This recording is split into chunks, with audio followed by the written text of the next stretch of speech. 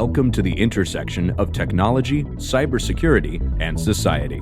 Welcome to ITSP Magazine. You're listening to a new The Hacker Factory podcast with hacker maker Phillip Wylie.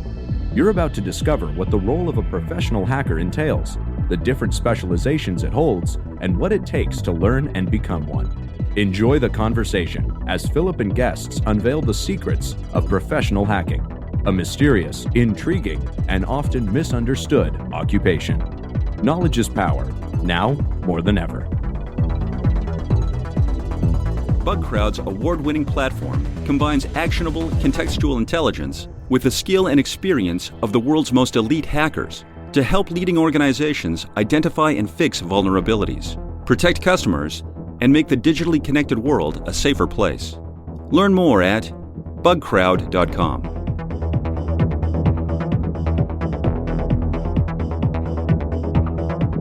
Hello and welcome to another episode of the Hacker Factory podcast. I'm your host, Phillip Wylie, the Hacker Maker, and each episode I have someone with a unique, inspiring story that will hopefully inspire you to get into offensive cybersecurity, other areas of cybersecurity. And today's guest I'm really happy to have on because Michael Padrick has a really interesting story. We have been connected through social media, InfoSec, Twitter to be more specific, and just kind of seeing what he's done, his hard work pay off, and the way he got in, I think is very inspiring, and it's going to be very helpful for those wanting to get started. Welcome to the show, Mike. Hey, thanks, Phil. Thanks for having me. It's good to have you on. So why don't you share about yourself, kind of your background?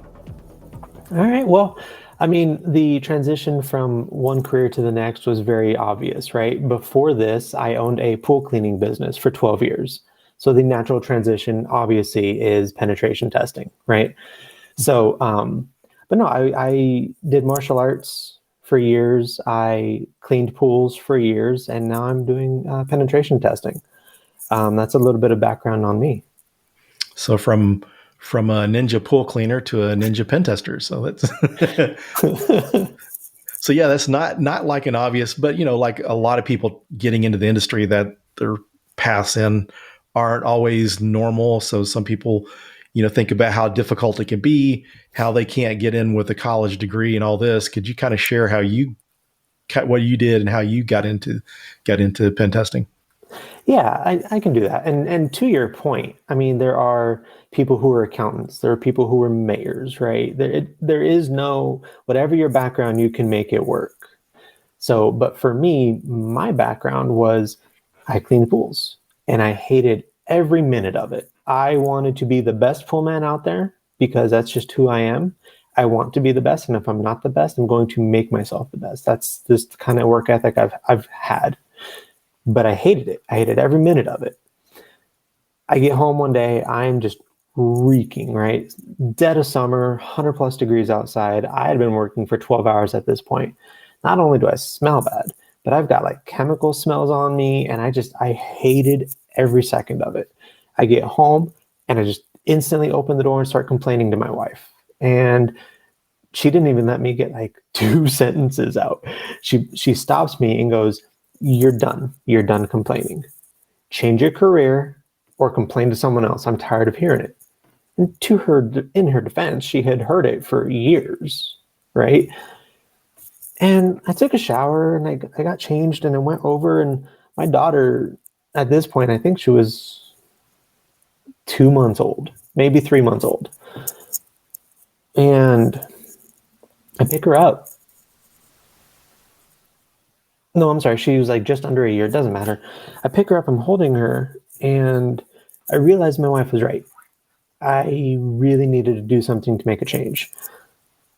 I knew that I had always wanted to do anything with computers. Didn't matter what it was. So information technology was the path that I decided to go down. I knew that I had always wanted to protect people, to defend others. That has always been a passion of mine. And when I learned cybersecurity was a thing, it just seemed like the natural fit. So I go and I'm looking through different programs because I didn't know what I didn't know.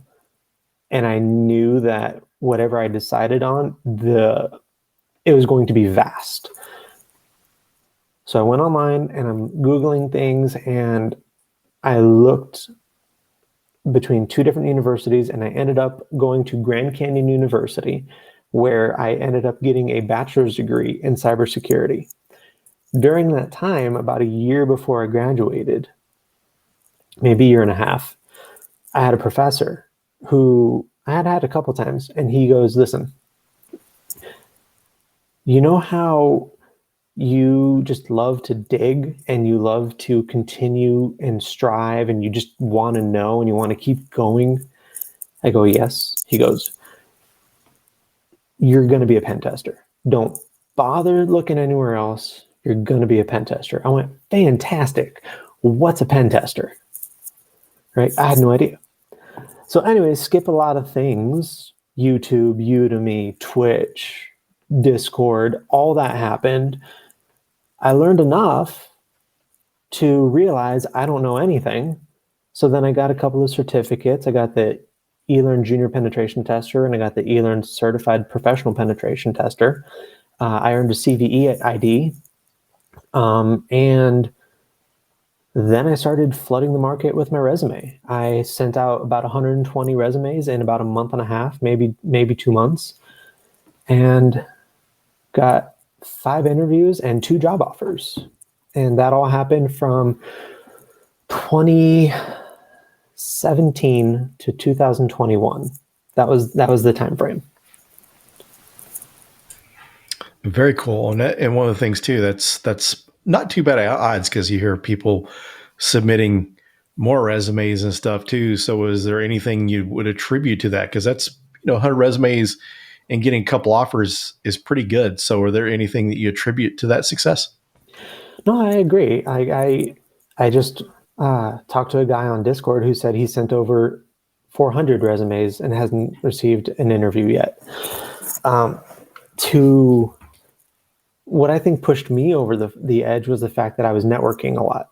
I knew a lot of people. I was friendly with a lot of people. I had helped a lot of people. So using my network to get in front of the right people helped me out a lot as well.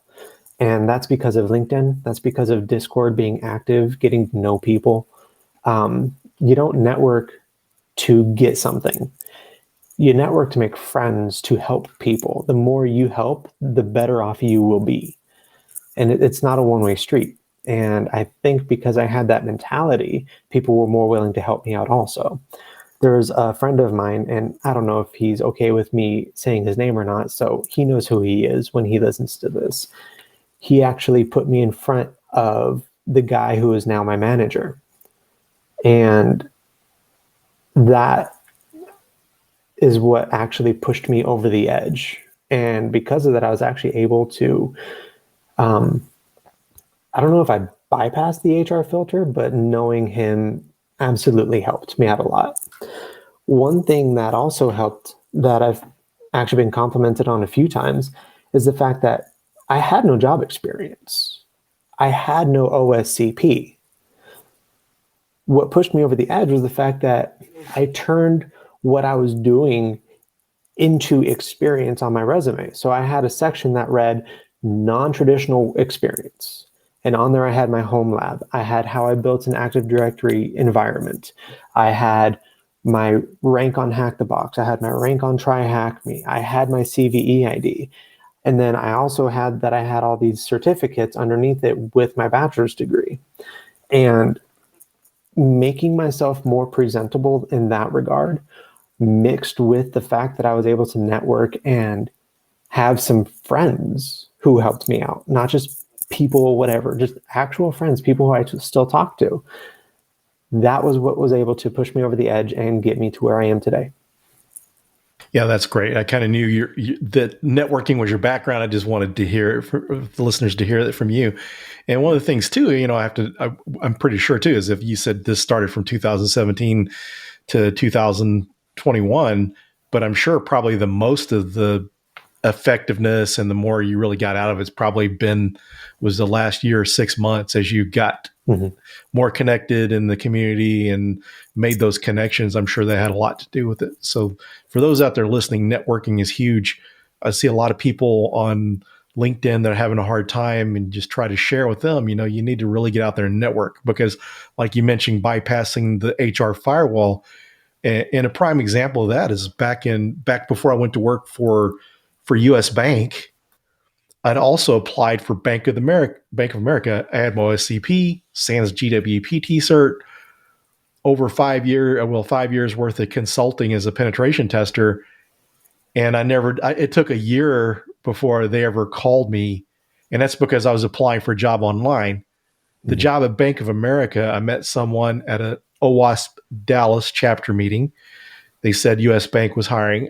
I gave them my resume. He gave it to the hiring manager. I got called, I got interviewed, and got a job offer. And, like you mentioned, the HR firewall, when you have to upload a resume, it's looking for keywords and these certain algorithms to see if you're a fit. And it's not always the best for looking for those fits. Right. And so, so that's definitely great that you're sharing that. For anyone listening, make sure you realize that networking, get out there, meet people, and that's going to make it a lot easier, because, that's like at my job, I go beyond just getting jobs through networking myself. Most of my jobs have been through networking, but help others. I mean, at my job now, I think I've helped like four people in our group get jobs this time while I was at US. Well, a combination of the time I was at US Bank before and now.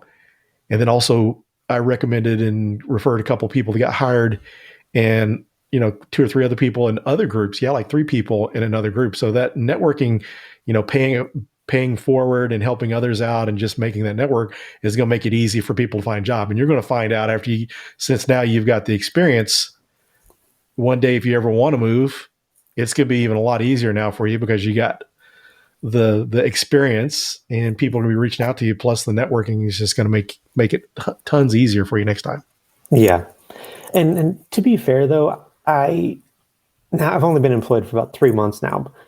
That being said, I really like where I am, and I can honestly see myself staying here forever.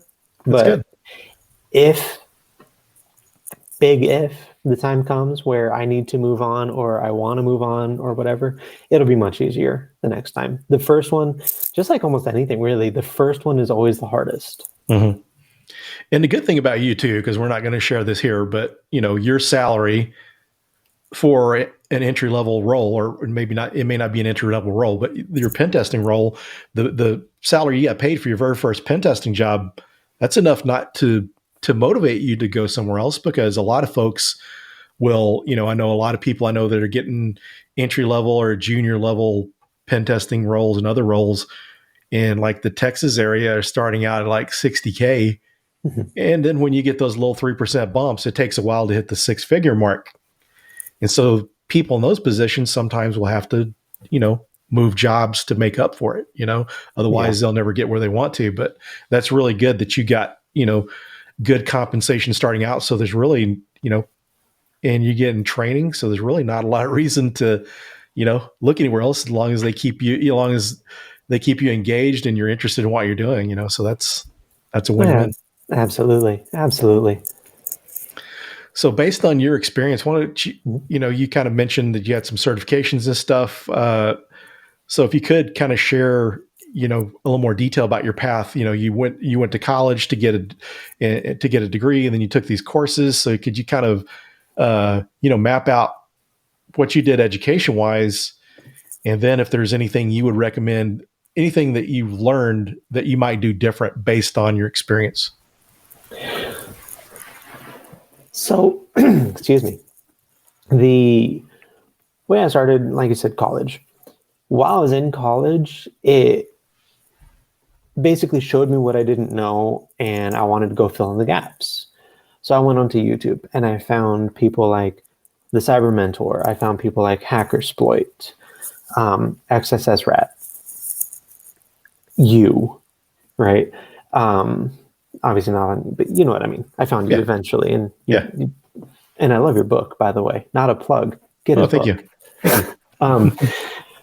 But filling in those gaps made me realize that there's even more to learn. So I went and online, on YouTube, I should say, I saw the Cyber Mentor, and I saw that he had a Discord. I had never heard of Discord at this point. So I signed up and I joined his Discord, and I realized that there's a lot of resources in there too, a lot of people that want to help. And then I learned that he created what he calls the Practical Ethical Hacker course, and he put it on Udemy at the time. This is before he had his own platform. So I get on Udemy and I purchased that and I go through it and I loved it, and that helped out a lot. While I'm there, I also found a bunch of different courses. So I found some Burp Suite ones. I found some bug bounty ones. I've still never done a bug bounty, but I found courses for them. Linux enumeration, Linux privilege escalation. I'm sorry. Tiberius, his 2 courses for Windows and Linux privilege escalations are fantastic. There's a gentleman who has courses by the name of Jesse Curris, I believe is how you pronounce it. His courses are amazing. That helped me out a lot. From there, I just went back to YouTube to try to learn more and more, and then I went on to TryHackMe. On TryHackMe, that's where I learned a lot. And what I love about TryHackMe is the fact that when you're first starting out, they hold your hand. They say, here you go. Here's what you do. Here's how you do it. Here's where you can go to learn some more. From there, I tried to do Hack the Box. They don't hold your hand. Well, at the time, they didn't hold your hand as much. Now, I'm realizing that a little bit more, but I started doing that. And then I I purchased the PWK to earn the OSCP. At this point, somewhere in there, I forget where exactly, I found someone who wanted to be my mentor. My mentor is Joe Helly. That is not a secret, really. That's common knowledge if you follow us on Twitter. Joe Helly was amazing. He helped me out a lot. He pushed me towards virtual hacking labs, which is not cheap, but if you can afford it, that is one thing that I strongly recommend. It is a fantastic website, fantastic resource. Long story short, I failed the OSCP 3 times, and it was awful, right? But from there, Joe introduced me to a gentleman named Don Donzel, and Don introduced me to, well, I had heard of INE, I had heard of eLearn, but I hadn't actually seen it. He encouraged me to get an account. So I did, and from there, I started learning more on INE, their platform, and I learned a lot, took notes, obviously, and from there, I earned my EJPT. And then I continued forward. I wanted to see if I could do the ECPPT as well. So I took that course, and it was a great course, and I took it, and my first try, I passed it. And what I liked about that was it felt like an actual pen test. You had to go through, you had to break in, you had to pivot. It wasn't a CTF like the OSCP was. And, there weren't nearly as many restrictions with the ECPPT, and it just felt more natural. It felt like a good course. So that's kind of why I went the way I did. If I had to do it all over again, knowing what I know now, I would start with YouTube. I would immediately go to TCM Academy and buy all of their courses, go through all of their courses. And then from there, I would go to TryHackMe, and then I would go to Virtual Hacking Labs. That'll give you enough to wet your palate and know quite a bit to help you out. Somewhere in there, I would add Portswigger Academy. That is a fantastic resource. I live on Portswigger Academy, basically. I always have it up, and that's also amazing. So somewhere in that timeline, whatever you do, however you do it, I would encourage you to also have Portswigger Academy going. As far as certificates go, it really is up to you. I would say look where you're looking to get hired and see what they're asking for. Don't just get a certificate because someone says it's the best. Don't just get the OSCP. You might not need it. That's just a waste of money. don't just get the ECPPT. They might not even know what that is. So look around, look at the jobs in the area that you want to work in, see what they're requiring, and then go from there. Yeah, that's some great advice, because, there's other certifications that if people don't understand pen testing, they may go after the CEH thinking that's going to be their foot in the door, and they'll realize that, that's a pretty expensive exam just for the exam alone. I think it's like $1,200 or $1,300 for an exam take, I believe, an exam attempt. Mm-hmm. So yeah, you look at some of these things, and so that's good advice to look at what's being offered out there. And like you mentioned, some of the Cyber Mentor stuff on TCM Academy, that's a cert that's starting to get more recognized. I mean, I was noticing a while back that like Tenable, the makers of Nessus, were actually listing that as one of the certs for a job they had. So awesome. So it's good to see that that's catching on, and that there's options out there, because for the longest time, a lot of people get started and they haven't done any research or research the right places. They end up doing things like, the CEH or something to get started and kind of go down some wrong trails.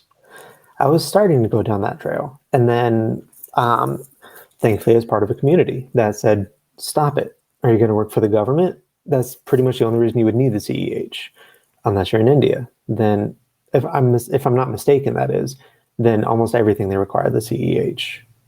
So again, it depends on where you are. Yeah. So as far as, a question people always ask all the time. So like be able to script or program, do you think someone needs to know how to program or script if they're going to get a job pen testing? Yeah. So as far as my programming or scripting skills go, I have no programming or scripting skills. There's not for lack of trying. I know enough Python to know what it's doing, and I know enough Python to manipulate it for my own needs, whatever the script is that I find off of GitHub or wherever else. But as far as writing my own, I don't know how to do that. Same thing with Ruby, C, any language you can think of. I don't have it. It'll help. It'll absolutely help you, but it's not required. You should know enough to be able to read it. Hopefully enough. Like I feel that I would have more of an edge. I would feel better prepared in the long run if I was able to write in Python or whatever else. But it's not necessarily a requirement. At least that's what I've experienced. I know that there are people who are learning how to script by just doing it, right? Like Joe Helly, not to bring him up again, but how many tools has he released in like a month and a half? Like 70? Yeah, he's 75, 80? Oh, really? Okay. I know there's been quite a few. I've been really noticing that, he's coming out with some cool stuff. And another good tip I know that I think that you got for him was the CVE tip. So if you want to explain to our listeners what you did there and explain maybe what a CVE is for those that don't know what a CVE is.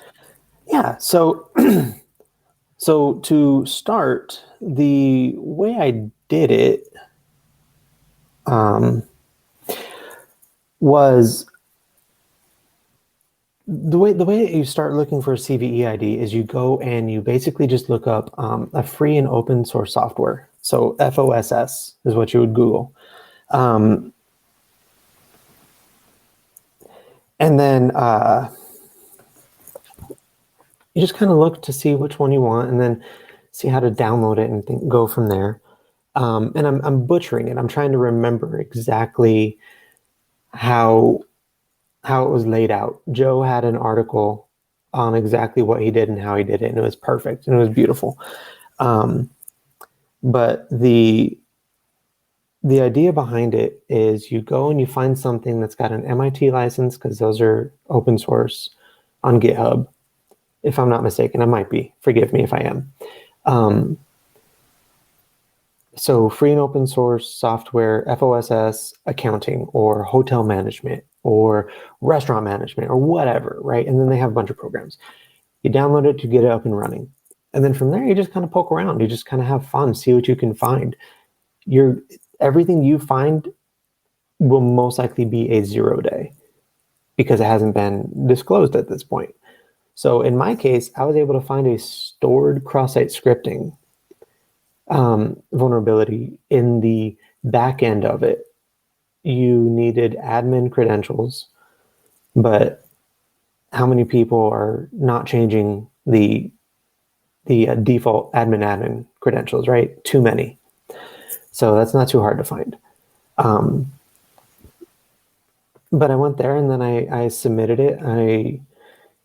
In Joe's article, if you can find it, it shows you exactly how to submit it. Now, beforehand, you want to make sure you understand their disclosure policy perfectly, because they might say, before you disclose it, we need to talk. Before you disclose it, we need 60 days.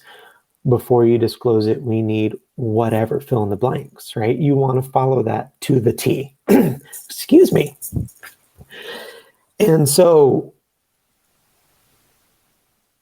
I reached out and I said, look, this is what I found. I searched everywhere, could not find a vulnerability disclosure agreement anywhere that you had. So I intend to submit this right away. Please contact me so I can help you with this. I want to help you fix this. This is a vulnerability that doesn't need to be there. But I found it. Here's where I found it. Here's how I found it. They never got back to me, and I submitted it immediately after I sent that email to them. About a week and a half later, I get an email from ITER saying, here's your CVE ID. Sweet. Put it on my resume. And CVE, I apologize, CVE stands for Common Vulnerabilities and Exposures. So every year, the way it goes, CVE, the year, so now we're in 2022. So it'll be CVE-2022- the ID of the vulnerability. And that's kind of how it works. Very cool. And so I would assume that probably helped you in a big way getting your job. So is that correct? Am I correct in my thinking? Oh yeah, that was a big talking point for every interview I had was, oh, you've got a CVE ID. I don't think anyone here has one. How'd you do it? And so I kind of explained the same process. Yeah, that's pretty cool because, a lot of people that work in pen testing don't have CVEs. So that's really cool. That's good to have. And, you'll see a lot of people, researchers that, will talk about their CVE. So it's kind of good and nice to have before, you have the actual professional experience. You've got something like that. It's definitely showing the potential employer that you know how to find vulnerabilities, even stuff that's undocumented, finding stuff that is out there and documented with a vulnerability scanner or looking for known vulnerabilities, is a little more easier. And so that's pretty cool.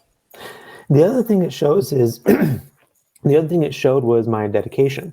It showed that I'm not just trying to get a job to get a job. It showed that I'm interested. It showed that I'm wanting to continually learn and I'm wanting to continually push myself.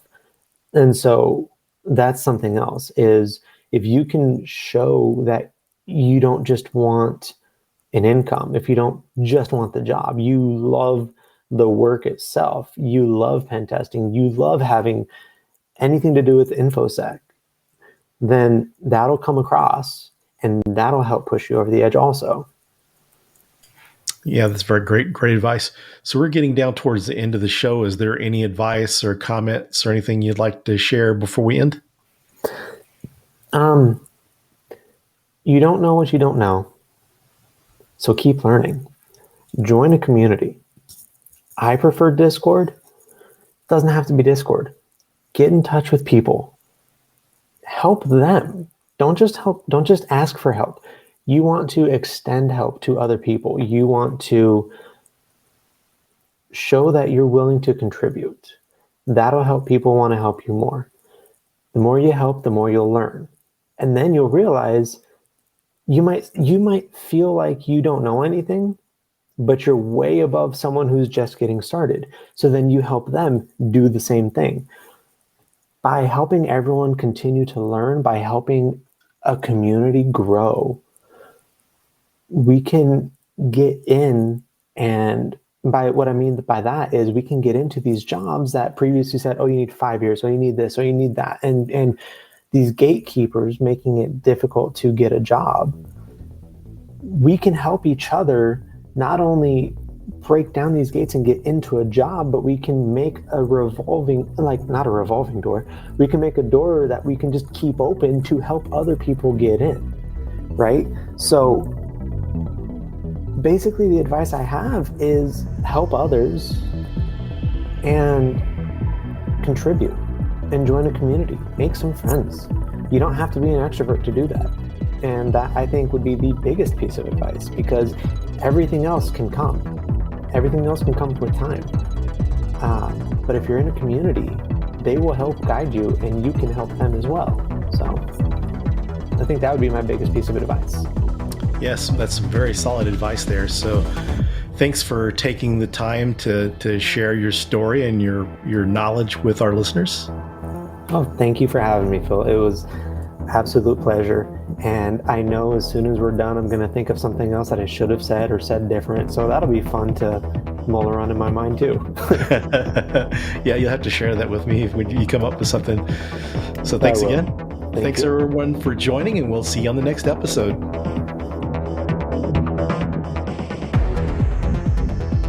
BugCrowd's award-winning platform combines actionable contextual intelligence with the skill and experience of the world's most elite hackers to help leading organizations identify and fix vulnerabilities, protect customers, and make the digitally connected world a safer place.